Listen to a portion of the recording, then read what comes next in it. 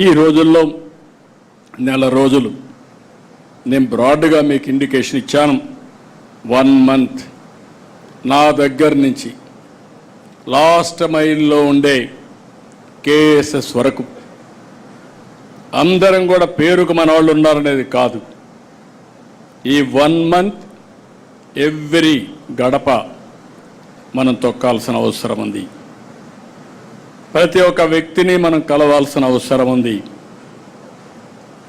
ఈ కష్టకాలంలో ఎన్ని ఇబ్బందులున్నా ఆర్థిక వ్యవస్థని మళ్ళీ గట్టెక్కించడానికి ఏమేం చేశాం చెప్పాల్సిన అవసరం ఉంది. ఇన్ని కష్టాల్లో ఇచ్చిన మాట నిలబెట్టుకోవడానికి అనునిత్యం ఏ విధంగా పనిచేస్తున్నామో చెప్పాల్సిన అవసరం ఉంది. మీకు ఒక విషయం చెప్పి నేను ముగిస్తాను. ఇటీవల మనం మాట ఇచ్చాం, కేంద్ర సహకారం తీసుకుంటున్నాం, మన ఆర్థిక వనరులన్నీ కూడా సమీకరించుకుంటున్నాం. ఎప్పుడూ లేని విధంగా నేను మళ్ళీ కమర్షియల్ ట్యాక్స్ అయితే జిఎస్టీ అయితే జిల్లా అధికార యంత్రాంగంతో కూడా మాట్లాడుతున్నాను. వాళ్ళకు కూడా అకౌంటబిలిటీ ఫిక్స్ చేస్తున్నాను. వనరుల సమీకరణ కోసం ముందుకు పోతున్నాం. స్ట్రక్చరల్ ఛాలెంజెస్ని ఇటీవల జరిగినటువంటి ధ్వంసాన్ని 2 నుంచి బయటపడేయడానికి అనేక విధాలుగా ఆలోచించి మాట నిలబెట్టుకోవడానికి సంక్షేమ కార్యక్రమాలు ఇవ్వాలి. నేను పదే చెప్పాను, అభివృద్ధి సంక్షేమం 2 ప్యారలల్గా తీసుకెళ్తాం. అభివృద్ధి జరిగితే ఆదాయం పెరుగుతుంది, ఆదాయం పెరిగితే సంక్షేమానికి అభివృద్ధికి మళ్ళా నిధులు వస్తాయి. ఒక్కోసారి అప్పులు తెస్తే అప్పులు ఇచ్చేవాళ్ళు కూడా ఉండరు. కానీ 5 సంవత్సరాల్లో జరిగింది ఏంటి? అప్పులు తీసుకొచ్చారు. కడాన కొన్ని అప్పులు మీరు చూస్తే 25 సంవత్సరాలు మద్యపాన నిషేధాన్ని పెడతామన్న పార్టీ మద్యపానాన్ని తాకట్టు పెట్టి 25 సంవత్సరాలు తాకట్టు పెట్టి దగ్గర 25,000 కోట్ల రూపాయలు అప్పు తీసుకొచ్చే పరిస్థితికి వచ్చారు. ఎంఆర్ఓ ఆఫీసుల్ని తాకట్టులు పెట్టారు. ఇంకో పక్క మీరు చూస్తే ఎక్కడికక్కడ హాస్పిటల్స్ తాకట్లు పెట్టే పరిస్థితికి వచ్చారు. ఈరోజు మనం వచ్చిన తర్వాత ఏదైతే అమరావతి మానిటైజేషన్ ప్రాజెక్ట్ అది ఈరోజు రైతుల ముందుకు వచ్చారు, భూమి ఇచ్చారు, తిరిగి డెవలప్ చేసి వాళ్ళకి ఇస్తాం. కొంత భూమి ఆఫీసులు కానీ ఇన్ఫ్రాస్ట్రక్చర్ కడతాం. కొంత భూమి మిగిలితే కొన్ని సంస్థలు కూడా ఇచ్చి ఆ మిగిలిన దాన్ని అమ్మితే ఆ డబ్బులతో ఇన్ఫ్రాస్ట్రక్చర్ డెవలప్ చేసే పరిస్థితి వస్తుంది. అయితే ఈరోజు డబ్బులు రాదు, ఇప్పుడు అమ్మితే తక్కువ ధరలు ఉంటాయి. అభివృద్ధి పెరిగితే ధరలు పెరుగుతాయి.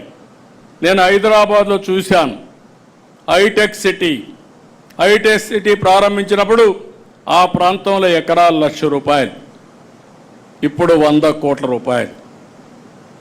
అది దాని విలువ. అభివృద్ధి జరిగినప్పుడు విలువ మారిపోతుంది. ఒక ఇండస్ట్రీ వచ్చినా, ఒక రోడ్డు వచ్చినా, ఏది వచ్చినా ఆ విధంగా దాన్ని చేస్తే అందరికీ లెటర్లు పంపించారు, వ్యతిరేక క్యాంపెయిన్ చేశారు.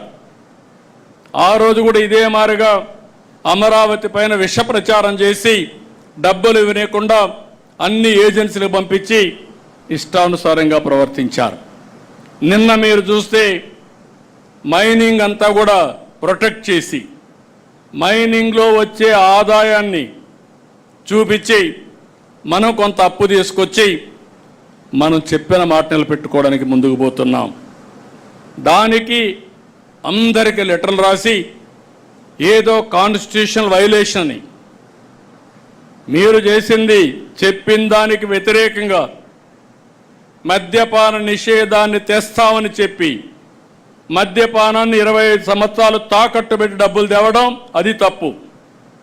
నేను ఈరోజు short term, medium term, long term balance చేసుకుని అభివృద్ధిని పట్టాలెక్కించి ఆదాయాన్ని పెంచుకుంటూ తాత్కాలికంగా చెప్పిన మాట నిలబెట్టుకోవడానికి అదనంగా కొంత డబ్బులు తీసుకునే పరిస్థితి తీసుకొస్తున్నాం.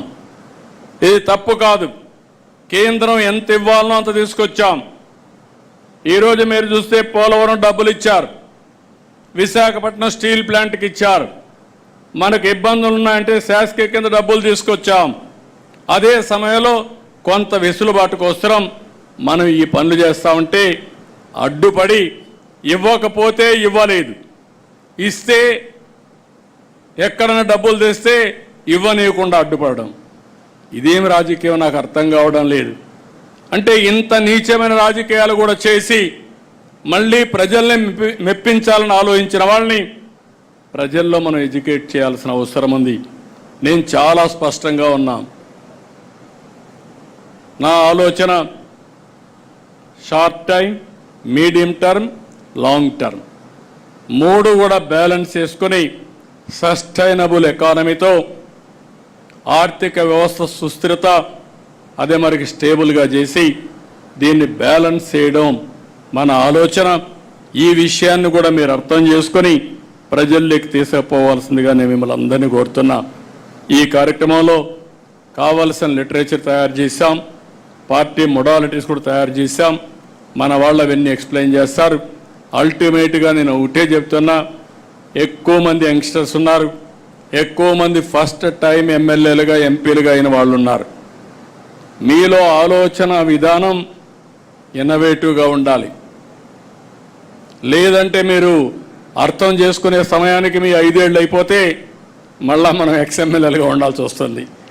అది రాకుండా ఉండాలంటే ఎప్పటికప్పుడు కోపప్ చేసుకొని కరెక్టివ్ మెజర్స్ తీసుకొని మీరు ముందుకు పోవాల్సిన అవసరం ఉంది. యాస్పిరేషన్స్ ఉన్నాయి, కార్యకర్తల్లో యాస్పిరేషన్స్ ఉన్నాయి, పబ్లిక్లో యాస్పిరేషన్స్ ఉన్నాయి. అదే సమయంలో ఈ 2 యాస్పిరేషన్స్ని ఫుల్ఫిల్ చేయాలంటే మళ్ళీ బ్యాలెన్సింగ్ ఉండాలి. ఎక్కడన్నా తప్పులు జరిగితే మళ్ళీ ఇబ్బందులు వచ్చే అవకాశం ఉంటుంది. ఈ విషయం కూడా మీరు గుర్తుపెట్టుకోవాలి. అందుకే ఈ మీటింగ్ తర్వాత మనకు ఒక ఐడియా వస్తుంది. మీరు 1 మంత్ మీరు నేను ప్రచారం చేస్తాం. నేను అయిన తర్వాత కూడా మళ్ళీ ఎప్పటికప్పుడు అనలైజ్ చేస్తా. గ్రాఫ్ పెరుగుతూ ఉందా, గ్రాఫ్ తగ్గుతుందా, కాన్స్టిట్యున్సీ కానీ వ్యక్తి కానీ రాష్ట్రం కానీ అన్నీ కూడా ఎక్కడికక్కడ దీన్ని అధ్యయనం చేసుకుంటూ మనం ముందుకు పోదాం. నేను ఎన్నికల ముందు ఒకే మాట మీకు చెప్పా, నన్ను డీటెయిల్స్ అడగద్దండి, సరైన నిర్ణయం తీసుకుంటాను ఆ రోజు చెప్పా. ఆ రోజు నన్ను నమ్మారు, ఎవరు క్వశ్చన్ చేయలేదు. అందుకే ఎప్పుడూ రానంత విజయం 94% స్ట్రైక్ రేట్ వచ్చిందంటే ఆ రోజు తీసుకున్న నిర్ణయాలే కారణం. ఇప్పుడు కూడా నా ప్రణాళిక 2029. ఆ విషయం మీరు గుర్తుపెట్టుకోండి. 1 ఇయర్ అయింది. నేను అందుకే పాంప్లెట్ వేసినప్పుడు కూడా పెట్టాను, సుపరిపాలనలో తెలుగు తొలి అడుగు 4.1 అంటే 4వసారి ముఖ్యమంత్రి మొదటి సంవత్సరం. ఇప్పుడు 2వ సంవత్సరం మీటర్ స్టార్ట్ అయింది. అప్పుడే 1 మంత్ అయిపోయింది. I'm calculating month, day, hour and year.